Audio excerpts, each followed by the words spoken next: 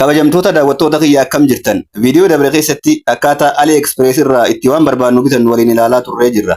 Wantoota ilaalle keessaayis akkamitti akka saayinaaf goonu akkasumas adrees informationii fi kaardi informationii keenya haala kamiin akka goonu waliin ilaallee turre. Har'a immoo achumarraa itti fufnee akkaataa ittiin meeshaa tokko ajajachuu dandeenyuu fi meeshaa kamtu qaraxa kafalchiisaa kamtu hin kafalchiisne kan jedhuu fi dhumarratti ammoo boonasiin isinitti himuun qabaa. Mee amma garuma viidiyoottiin isin dabarsaa akkaataa itti meeshaa binurraa eegalla. Meeshaa barbaanne bitachuudhaaf garam deemnaa gara hoomii kana dhufna jechuudha. Hoom kajoo kana argattu kannee hoom kajoo argattu kannee yeroo hoomii irra dhufnu haala agartan kanaan meeshaa barbaadan asirraa argachuu dandeessan jechuudha. Asirraa argachuu dandeessanii fakkeenyaaf gara gubbaa kanaa yeroo ilaallu jalqaba irratti women's kajeetu jira. Isarra yeroo gattu kan meeshaa dubartootaatu jira. Electronics kajeetu jira. Meeshaa electronics yoo barbaadan as keessaa meeshaa electronics itti barbaadan argachuu dandeessanii. Akkasuma gubbaa kanarra yeroo as oofnu aksesarii kajeetu jira. Aksesarii adda addaa yoo barbaadan asirraa argachuu dandeessanii. Okay. Akkasuma jewelry kajeetu jira. Jewelry fakkeenyaaf faaya mormaa faaya adda addaa yoo barbaadan as keessaa argachuu dandeessanii. Kanaaf gubbaa kanarra shoes kajeetu jira. Caammaa yookaan immoo kophee adda addaa asirraa argachuu dandeessanii. Kanaaf gubbaa kanarra meeshaa gosa barbaadan san asirra laaltanii asirraa argachuu dandeessan jechaadha. Asirraa argachuu dandeessanii gara gubbaa kanaa akkuma agartan kana. Yoo san ta'uu baate ammoo search baariitu jira gubbaa kanarra. Search baariitu jira. Kanaaf search baarii irratti barreessitanii meeshaa san search godhuu dandeessan. Fakkeenyaaf mee maal haa barbaannu? Maal haa barbaannu? Smart watch fakkeenyaaf sa'aatii yoo barbaanne sa'aatii smart watch kajau kana dura search godheetiin jira. Isarratti hin gattu qadda fakkeenyaaf smart watch jettanii yoo barreessitan haala kanaan isinii fida jechuudha. Haala kanaan isinii fida. Okay. Kana booda smart watch gosa barbaadan as keessaa filattanii ajajachuu dandeessu jechuudha. As keessaa filattanii ajajachuu dandeessu. Okay. Amma smart watch gosoota adda addaatu jira akkuma isin agartan kana. Gara gubbaa kana ammas filtariitu jira jechuudha. Search filtariitu jira. Kanaafuu filtarii kana fayyadamuu dandeenya. Fakkeenyaaf free shipping kajeetu jira. Free shipping kanarra yoo gottuune warra free shipping ta'e qofa nuuf fida jechuudha. Warra free shipping ta'e nuuf fida. Kana jechuun yeroo achi as deemu shipping irraa firiidha jechuudha. Gatii ittiin fidan san irraa firiidha jechuudha. Maaliif meeshaan baay'een gatiin isaa ni jira. Gatiin meeshaa sanii ni jira. Akkasuma gatiin meeshaan ittiin dhuftuutu jira. Yeroo baay'ee gatii meeshaan ittiin dhuftuutu gatii meeshaa sanirra guddaadha. Kanaaf shipping free barbaaduu qabna jechuudha. Yeroo meeshaa bitannu shipping free kayetu barbaaduu qabna. Haala kanaan shipping free yeroo goonu haala kanaan warra shipping free ta'annuuf tarreessaa kana keessaa kan barbaanne fudhachuu dandeenya jechuudha. Akkasuma top sale kajeetu jira gubbaa kanarraa top sale kajee kanarra yeroo gattu qanne warra baay'ee gurguraman jechuudha. Meeshaa fakkeenyaaf smart watch kana keessaa warra baay'ee gurguraman warra lakkoofsaan baay'ee gurguraman top sale kanarratti nuuf fida jechuudha. Top sale kanarratti nuuf fida fakkeenyaaf kun amma sa'aatiin jalqabaa kun 50k gurgurame jechuudha. 50 altu gurgurame. Akkuma agartan gara reetiin isaa 4.9 kan hunda laaluu qabna jechuudha. Katti aanu 10,000tu gurgurame 10ktu gurgurame kan reetiin isaa 4.9 haala kanaan meeshaa baay'ee gurgurame yoo laallanne gaariidha jechuudha. Haala kanaan laaluu dandeenya. Meeshaa tokko haala kamiin ajajachuu dandeenya kaja'u itti aansinee ilaalla jechuudha. Haala kamiin ajajachuu dandeenya kaja'u itti aansinee ilaalla. Fakkeenyaaf sa'aatii tokko as keessaa laallee yoo ajajne, okay, sa'aatii tokko laallee haa ajajnuume.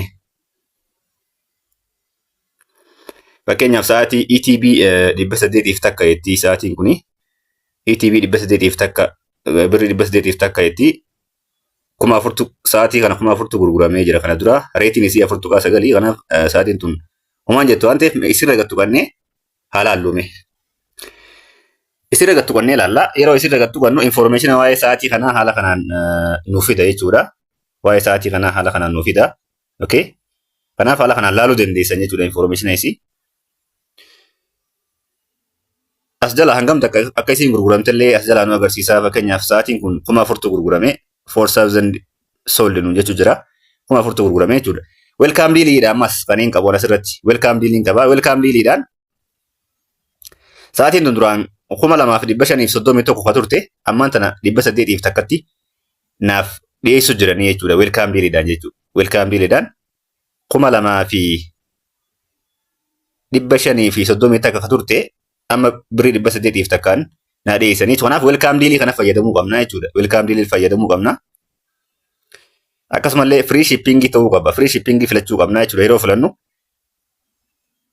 Free shipping filachuu qabna. Kanaaf erga haala kanaan laallee booda gaddeemnee yaada namni kannee fi kana erga laallee booda sa'aatiin tun yoo nuu taate add to cart jechuu dandeenya. Gara gadii kana akkuma agartan gara dhumarraa add to cart kan jedhu jira, akkasuma buy now kan jedhu jira. Kanaafuu add to cart goonee booddee bitachuu dandeenya jechuudha. Add to cart yeroo jennu kaartiirra nuu ta'a.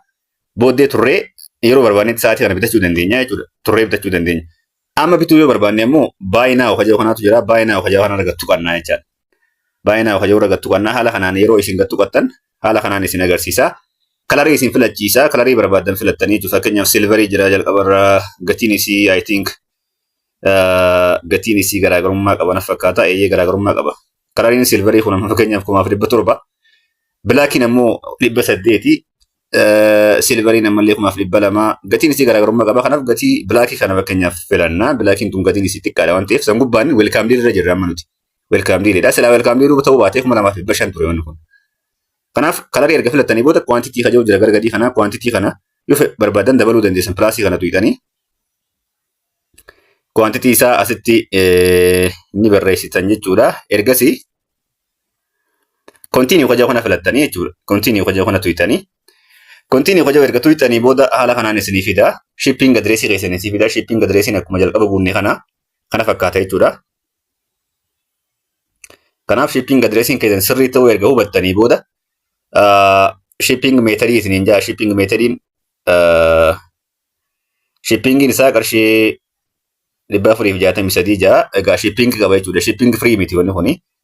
Kanaaf isin yeroo filattan meeshaa shipping free ta'e filachuu qabdan jechuudha. Shipping free kan jedhutu jira.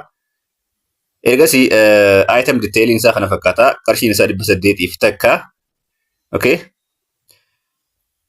Haala saniin gara gadiirra gad dhuftanii payment method jira jechuudha. Payment method jira. Kanaaf payment method kana argattu qattanii kaardii keessan itti galfattanii jechuudha. Lakkoofsa kaardii itti galfattanii. Ergasii waliigala qarshii shippingiitii fi qarshii isaa walitti dabalee tootaalii qarshii isaa nu agarsiisa jechuudha asirratti. Tootaaliin isaa qarshii 2,264 800 guzee walii daanee jechuudha. Shippingiin 400 qarshiin isaa 800. Ergasii booda erga kana hunda hubattanii booda maal gootanii place order kan jiru kanaatu jira. Akka diimaadhaan jiru kana isa argattu qattanii jechuudha. Orderii dhumaa kaa'uudhaaf isa argattu qattanii. Erga isa argattu qattanii booda akkuma agartan kana payment method isin fida. Payment method keessaa isin kaardii keessan itti guuttatan jechuudha. Payment method mastercard dha. Mastercard erga argattu qattanii booda information kaardii keessanii haala kanaan isinii fida. Information isaa itti guuttanii jechuudha. Information isaa erga itti guuttanii booda save and confirm kan jedhutu jira. Save and confirm jettaniini ergas booda yeroo information kaardii itti guuttan automatically birrii kaardii keessan irraa muree doolaara muree jechuudha. In kaffalaa jechuudha. Isiniif kaffalaa. Yeroo kaffalee booda orderiin keessan haala saniin isiniif ta'a jechuudha. San booda bakka ajajjaniirtanii jechuudha meeshaa. Meeshicha san ergas booda ajajjaniirtanii kana booda maal isii kannaa erga isin meeshaa ajajjanii booda maal isiniif kannaa tracking number kan jedhamutu jira. Lakkoofsa ittiin meeshaa san track gootan isii kannaa lakkoofsan laaltanii meeshaan keessan eessarraa deemee eessa gahee jira. Iddoo irraa dhufu sanarraa ka'ee jira moo kaane erga ka'ee yoo karaarraa eessarra gahee jira kan jedhu san yeroo yeroodhaan hordofuu dandeessu jechuudha isin. Kanaaf haala kanaan meeshaa barbaaddan AliExpress kanarraa meeshaa barbaaddan ajajachuu dandeessu jechuudha. Meeshaa barbaaddan ajajattanii as fiddanii asitti gurguruu dandeessan jechuudha. Namoota waltaatanii gurguruu dandeessanii. Amma gaa wanti akkaan murteessaa ta'e tokko kan inni isinitti himu maali? Wanti murteessaan isinitti himu maali? Meeshaan isin bittan kun kan qaraxa qabuu fi kan qaraxa hin qabneetu jira jechuudha. Kan qaraxa qabuu fi kan qaraxa hin qabneetu jira. Yeroo baay'ee meeshaan xixiqqaa kan ta'e meeshaan xixiqqaa ta'an fakkeenya meeshaan akka elektirooniksii meeshaan xixiqqaa ta'an akka fakkeenya meeshaan akka eerfoonii meeshaan akka filaashii fi kanneen kana fakkaatan xixiqqaa waan ta'aniif jecha qaraxa hin qabanii. Kana jechuun ammas baay'inaan fiduu hin qabnu jechuudha. Yoo xiqqaate lamaa fi sanii gad fiduu qabna. Sanii ol fiduu hin qabnu jechuudha. Haga kanatti qaraxa hin qabanii jechuudha. Qaraxa hin qabanii meeshaan xixiqqaan akkanaa kun. Walumaa galatti meeshaan doolaara 50 fi sanii olii, okay? Doolaara 50 fi sanii olitti yoo bittan qaraxa qaba. As yeroo Itoophiyaa keessa dhufu warri galiidhaa meeshaa san qabeetti qaraxa isin gaafataa jechuudha.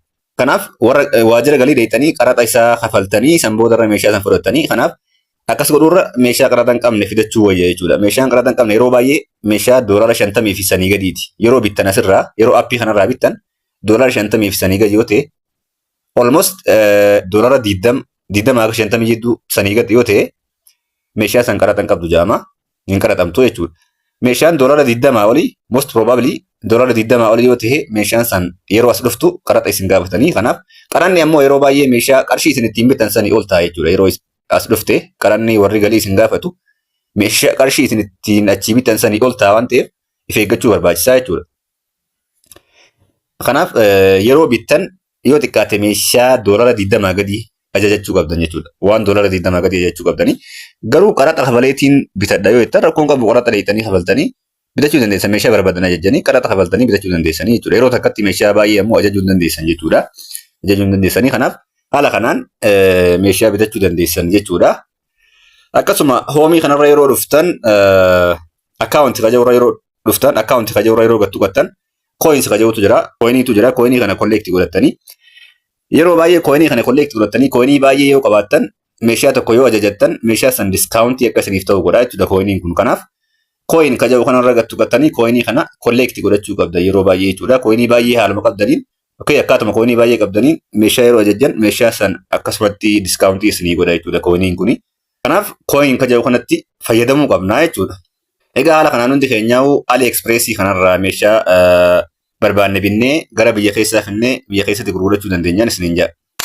Egaa haala armaan olii kanaan waan barbaadan ajajjanii biyya alaarraa magaalaa jirtanitti fidachuudhaan itti fayyadamuu dandeessu jechuudha. Yoo gaaffii qabaattan komentii irra naaf kaayaa viidiyoo kana laayik godhaa isiniin jecha kanarraa kanuma kan keenya